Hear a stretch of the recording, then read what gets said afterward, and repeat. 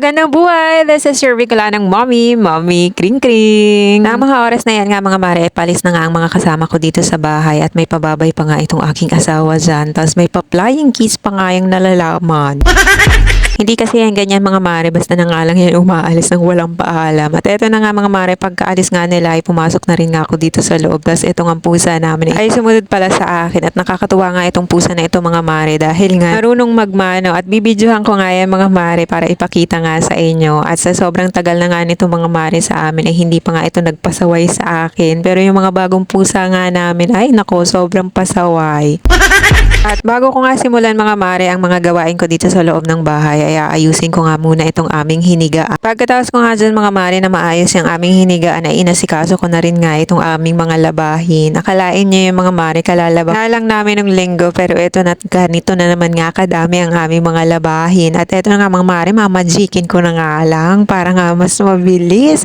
At pagkatapos ko nga sa kwarto mga mare, eto na maglilinis nga ako dito sa aming sala. Sa totoo lang mga mare, umabsent nga ako ngayong araw dahil gusto ko nga magpahinga. And this is my kind of pahinga. Pahinga na puro trabaho din pala at gawain bahay.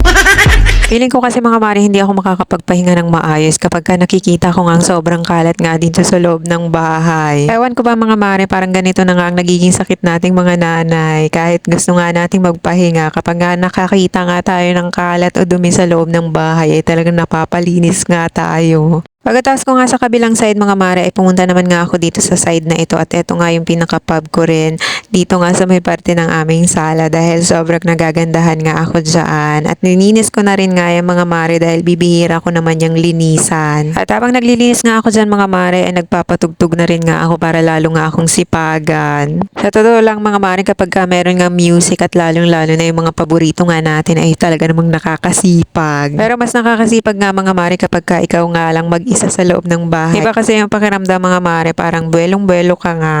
Pagkatapos ko nga dyan sa taas mga mare ay sinunod ko na rin nga itong baba. Ganyan nga ako maglinis mga mare, inuuna ko nga yung sa taas. Dahil kapag ka inuna ko nga yung nasa baba ay tiyak malalaglag din naman yung mga alikabok. Tapos itong aking nga ang pinupunasan mga mare ay DIY nga lang yan. Kahon nga yan mga mare na binalutan ko ng rattan wallpaper at napakaganda pa rin nga niya hanggang ngayon. At kung nakikita nyo nga mga mare yung lampshade na nasa may ibabaw niyaan ay nako, sobrang ninghihinaya nga ako dyan mga mare dahil hindi ko nga yan nagamit ng matagal. Gamit ko nga lang yan mga mare kapag ka magbibideo ako pero yung talagang sobrang tagal mga mare ay hindi. Tapos nung nga gagamitin ko at para magbideo nga mga mare, ayun, hindi na nga gumagana. Pinunasan ko na rin nga mga mare itong artificial plant namin. O diba, ang ganda-ganda talaga nito mga mare. Diba talaga ang hatid ng may pahalaman sa loob ng bahay mga mare. Pagkatapos nga doon mga mare, dito naman nga ako sa may upuan nag-asikaso. At alam nyo ba mga mare, ganyan na nga ang aming upuan. Lahati na nga lang ang mayroong kawayan dyan mga mare, kaya eto nga't gagawan ko nga muna ng paraan at meron nga akong nakikita ang plywood mga mare, eto nga muna ang aking ilalagay dahil kapag nilalagay ko nga yung kutsyon doon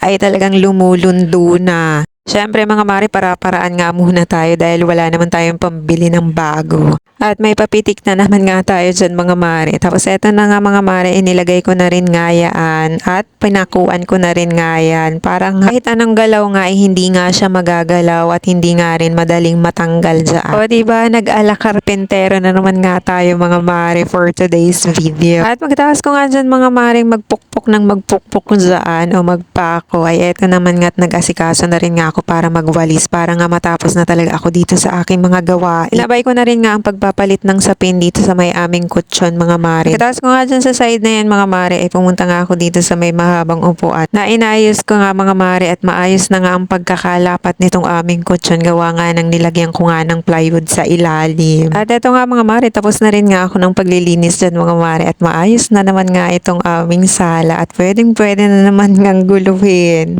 Itong aming lamisita nga mga mare, kung napapansin nyo ay sobrang dumi na at sira-sira na rin nga yan. Hinihintay ko na nga lang din talagang masira yan para maitapon na. Pagka wala kang kasama mga mare sa loob ng bahay ay tiyak magtatagal nga yung pagiging malinis dyan. At pagkatapos ko nga dyan sa sala mga mare ay lumabas na rin nga ako dahil magwawalis nga rin ako dito sa laba. Sobrang dami na nga ng mga damo dyan mga mare kaya magdadamo na muna ako. O siya, at napahaba na naman nga ang ating chika mga mare. Maraming salamat sa pagsama hanggang dulo sa ulitin muli at kung di ka pa nakapalo kay Bicolanang Mommy baka naman. O siya, bye!